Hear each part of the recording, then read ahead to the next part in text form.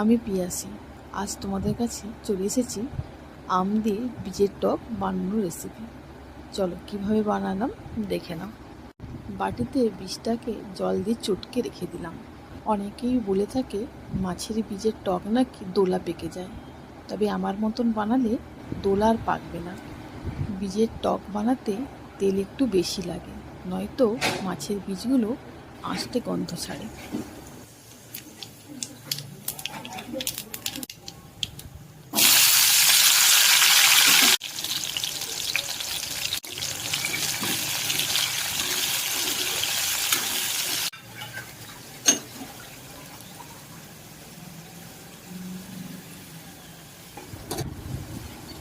লঙ্কা গুঁড়িটা দিয়েই জল ঢেলে দেব।